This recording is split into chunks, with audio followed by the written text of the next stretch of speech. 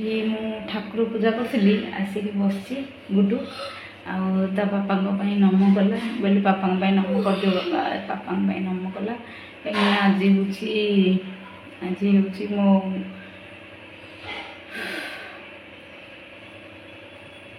ମୋ ଗୁଲୁଙ୍କର ମାସିଆରୀ 7 ମାସ କମ୍ପ୍ଲିଟ୍ ହେଇଯିବ ଆଉ ଠାକୁର ତାଙ୍କୁ ନେଇ ଯାଇଛନ୍ତି। ଶୋଇ ପଡ଼ିବ ତମେ ସକାଳ 9ଟା ହେଲାଣି ଶୋଇବ ଆହୁରି ଠିକ୍ ଅଛି। ତ ଏଠି ଦୀପ ଲଗେଇ ଦେଇଛି ଦୀପ କେତେ ସୁନ୍ଦର ଜଳୁଛି ମୋ ଗୁଲୁଙ୍କ ପାଇଁ। ସରିଲା ଆଉ ପର୍ଦା ମୁଁ ପକାଇ ଦେଇଛି କାହିଁକିନା ଲୁଗା ଡ୍ରେସ୍ ଚେଞ୍ଜ କରିଦିଏ ମୁଁ ପୂଜା ଲୁଗା ଅଲଗା ରଖିଥାଏ। ଶାଗ ମୁଁ ରଖିଛି ବାହାରକୁ ଆସିଥିଲା। ଆପଣଙ୍କ ପଟ ଏ ଶାଗକୁ କ'ଣ କୁହନ୍ତି? ଆମ ପଟ ସୁନସୁନିଆ ଶାଗ କୁହନ୍ତି ଆଉ ଏଇଟା ଖାଇବାକୁ ବହୁତ ଟେଷ୍ଟି ଲାଗେ ସେଥିପାଇଁ ମୁଁ ରଖିଦେଲି। କିନ୍ତୁ ଏଇଟା କେମିତି ମତଲବ ଏ ନା ଡେମ୍ଫ ପକୋଡ଼ା ହେଉଛି କି ନାହିଁ ମୁଁ କିଛି ଜାଣିନି। ବାସ୍ ଡେମ୍ଫ କାଢ଼ିକି ମୁଁ ରୋଷେଇ କରିବି କାହିଁକିନା ଏତେ ବଡ଼ ବଡ଼ ଡେମ୍ଫ ପେଟ ଖରାପ ହେବ କାଳେ। ଆଉ ସେମିତି ଏଇଟା ଜେନେରାଲି କିଆରି ବିଲରେ ଏମିତି ସବୁ ହୁଏ। ମୁଁ 2ଟା ପ୍ୟାକେଟ୍ ରଖିଦେଇଛି। ଗୋଟେ ପ୍ୟାକେଟ୍ 10 ବିଡ଼ା ଗୋଟେ ପ୍ୟାକେଟ୍ 10 ଟଙ୍କା। ଆଉ ଆଜି ବାବା ସମସ୍ତେ ଆସୁଛନ୍ତି କିଛି ପରିବା ନଥିଲା କିଛି ନାହିଁ ତ ମୁଁ ଶାଗ ଟିକେ ରଖିଦେଇଛି। ଆଉ ଯେହେତୁ ଆଜି ଗୁଲୁଙ୍କର ମାସିଆରେ ବି ତ ପନିର ଟିକେ କରିଦେବି ଶାଗ କରିଦେବି। ଆମର ମାସିଆରେ ପୂଜାପୂଜି କିଛି ହୁଏନି ମାନେ ରୋଷେଇ କରିକି ଯେହେତୁ ପୁଅ ସାନ କେବଳ ଛଞ୍ଚା ଟେକା ହୁଏ ଆଉ ବ୍ରାହ୍ମଣଙ୍କୁ ସେଠି ମନ୍ଦିରରେ ଖାଇବାକୁ ଦିଆଯାଏ ଆଉ କିଛି କରାଯାଏନି। କିନ୍ତୁ ଏଇଟା ବନେଇଦେବି ଘରେ ଆସିଲେ ଖାଇବେ ସମସ୍ତେ। ଆଉ ଆଜି ମୁଁ ବହୁତ ହଡ଼ବଡ଼ରେ ଅଛି କାହିଁକିନା ପୁଅ ପାଇଁ ଟିକେ ଖିଚଡ଼ି ବନଉଛି ଏଇନେ।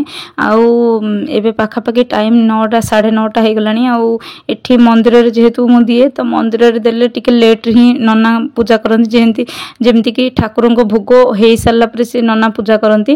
ତ ଏଠି ମନ୍ଦିରରେ ଦିଏ ଆଉ ବହୁତ ଲେଟ୍ ହେଇଗଲାଣି ମତଲବ 9ଟା ହେଇଗଲାଣି। ପୁଅକୁ ଏବେ ତାକୁ ବି ଗାଧେଇ ସାରିଲିଣି। ପୁଅକୁ ଗାଧେଇ ତାକୁ ରେଡ଼ି କରିନେବି। ଆଉ ଗୁଲୁଙ୍କର ତ ଆଜି 7 ମାସ କମ୍ପ୍ଲିଟ୍ ହେଇଯିବ ତ ମନ୍ଦିର ଯିବି। ମନଟା ବି ସକାଳୁ ଜମା ବି ଭଲ ଲାଗୁନି କିଛି ଆଉ ସେଇଥିପାଇଁ ମୁଁ ଟିକେ କିଛି ବନେଇ ଦେଉଛି। ବନେଇ ଦେଇକି ପଳେଇବି। ପୁଅ ପାଇଁ ବି ଖିଚଡ଼ି ବନେଇଦେବି କାହିଁକିନା ଭୋକ ହେଇଯିବ। ଏମିତିରେ ବି ସିଏ 2ଟା 3ଟା ଯାଏଁ ଭୋକରେ ରହିପାରେନି। ତ ନନାଙ୍କୁ ପଚାରିକି ମାନେ ପୂଜାରୀଙ୍କୁ ପଚାରିକି ମୁଁ ତାକୁ ପୂଜାରୀ କହିଲେ ଯେ ସିଏ ଛତୁଆ କିମ୍ବା ଜୁସ୍ ବଗେରା କିଛି ବି ସିଏ ଖାଇପାରିବ ପିଇପାରିବ।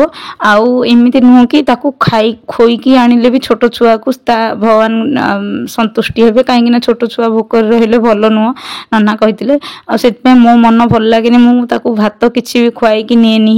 ସେମିତି ଜୁସ୍ ହଉ ନଚେତ ତାକୁ ଛତୁଆ ଟିକେ ପାଣି କରିକି ପିଆଇ ଦିଏ ନାହିଁ ଯଦି କ୍ଷୀର ଟିକେ ପିଆଇ ଦେଇକି ନେଇଯାଏ।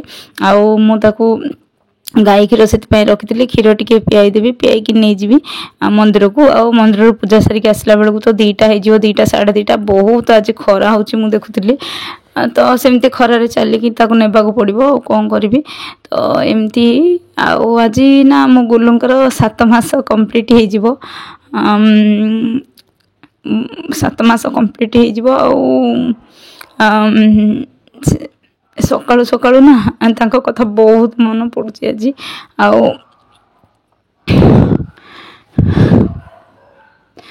ଗୁଲୁଙ୍କର ପ୍ରିୟ ଜିନିଷ ମୁଁ ଘରେ ବନେଇଛି। ପୂଜାରେ ତ ହେବନି କିନ୍ତୁ ପ୍ରିୟ ଜିନିଷ ଯେମିତିକି ଶାଗ ତାଙ୍କୁ ଏଇ ଶାଗ ବହୁତ ପସନ୍ଦ ସେଥିପାଇଁ ସେଇ ଶାଗ ସୁନସୁନିଆ ଶାଗ ମୁଁ ରଖିଛି।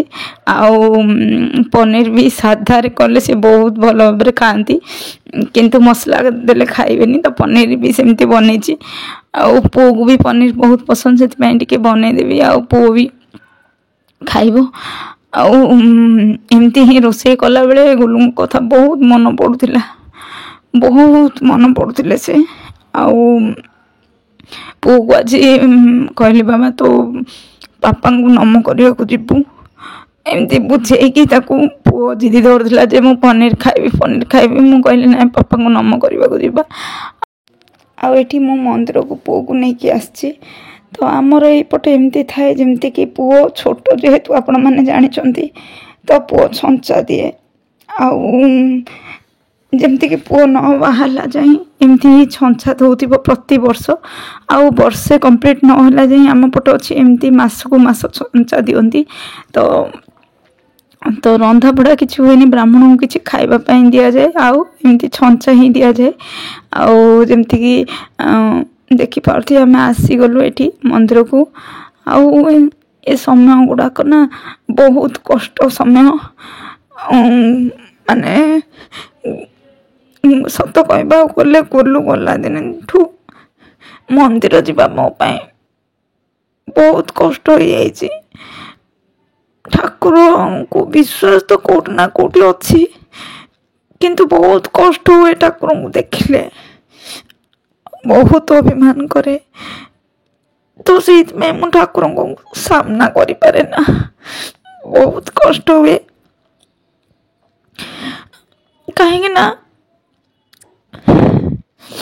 ମତେ ଯୋଉ କଷ୍ଟ ଭଗବାନ ଦେଇଛନ୍ତି ମୋ ପୁଅକୁ କାହିଁକି ଦେଲେ, ମତେ ସବୁବେଳେ ମୋ ମନରେ ପ୍ରଶ୍ନ ଉଠେ।